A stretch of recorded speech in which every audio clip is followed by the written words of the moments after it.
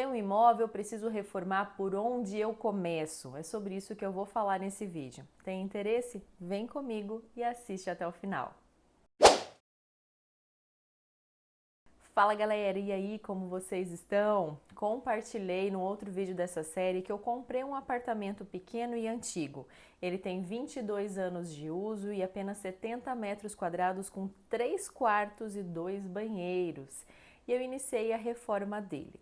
E aí muitas pessoas começaram a me perguntar nas redes sociais: Anne, também comecei uma reforma, mas eu não sei por onde que eu começo de fato. Tenho um imóvel antigo, quero valorizar esse imóvel, o que que eu faço?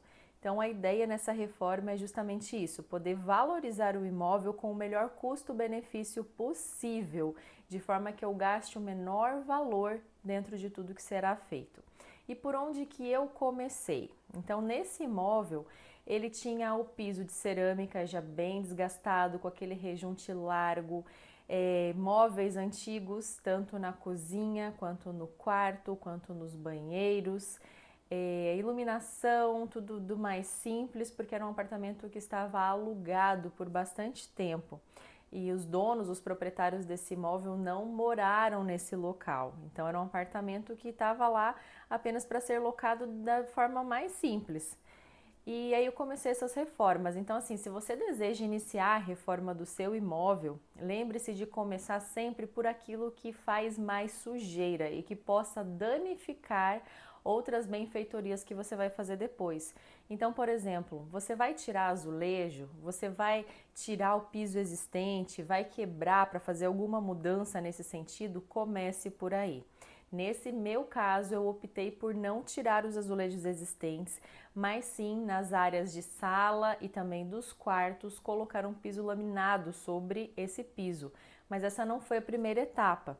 Como eu quis colocar um forro de gesso na sala a fim de valorizar vários aspectos, eu comecei pelo forro de gesso. Porque se eu colocasse o forro de gesso depois do piso, ele provavelmente estragaria o piso.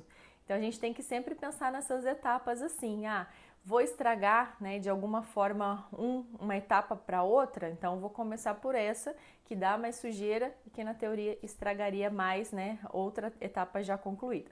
Então eu fiz o forro de gesso para aumentar a iluminação da sala, porque normalmente os apartamentos eles têm 2 pontos de iluminação na sala, que é um aonde vai ali a área da TV e outro onde vai a sala de jantar.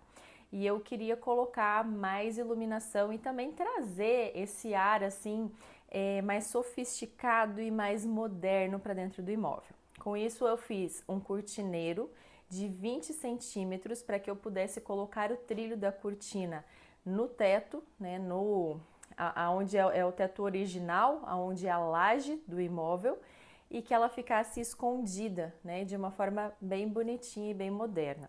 Criei também uma calha nesse forro de gesso para colocar a iluminação, então ali de uma forma diferente também do convencional, e abrir a possibilidade de instalar mais luminárias na minha sala, que eu ainda vou mostrar para vocês num vídeo explicando tudo sobre iluminação, então não deixe de assistir, porque eu planejei de uma forma econômica tudo isso.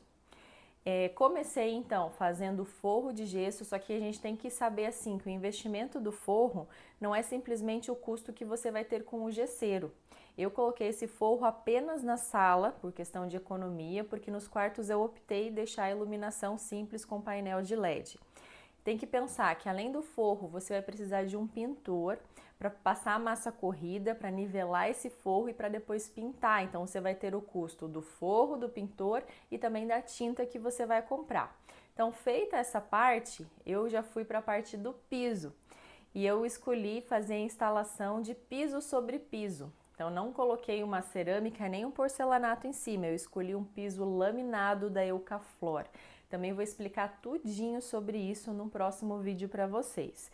A vantagem de escolher um piso laminado é que você não precisa fazer nada, apenas limpar bem o piso que está embaixo e fazer toda a aplicação e instalação, que é muito rápida e fácil, até a gente pode fazer, ou um instalador vai demorar 1, 2 dias, dependendo do tamanho do ambiente que ele tem, e dá um outro aspecto para o ambiente, dá aquela valorizada e aquela transformada no ambiente. E não é só o piso que faz isso. é a junção do piso com o rodapé. Então, dependendo do tipo do rodapé que a gente escolhe, a gente dá aquela enobrecida para dentro do ambiente em que a gente está reformando.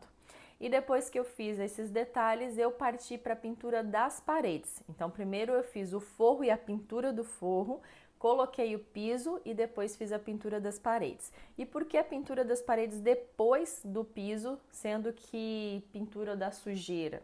Porque, na verdade, ao fazer a instalação do piso, antes de fazer a instalação do piso, foi necessário remover uns rodapés existentes. E nessa remoção, acabou dando uma sujada na parede, uma lascada em alguns detalhes. E aí eu optei fazer pela pintura depois, né, das paredes em si. E apenas esses poucos aspectos transformados dentro do apartamento simplesmente deram outra cara. Quem entrou nele antes e depois, né, dessas questões que foram feitas, ficou impressionado porque virou um outro imóvel. A questão do forro de gesso, das paredes pintadas e do piso laminado que foi colocado no chão. Ainda falta eu fazer agora a parte elétrica, e nessa parte elétrica eu não vou fazer troca de fiação nem nada do gênero, vou trabalhar apenas a iluminação.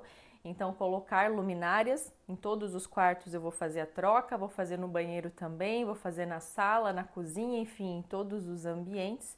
E aí o imóvel já estará pronto para receber todos os móveis planejados e móveis soltos e já vai poder morar a gente no local. Então seria isso que eu queria falar para vocês de uma forma rápida, de uma forma simples, para quem é leigo, para quem às vezes quer começar uma reforma e não sabe por onde.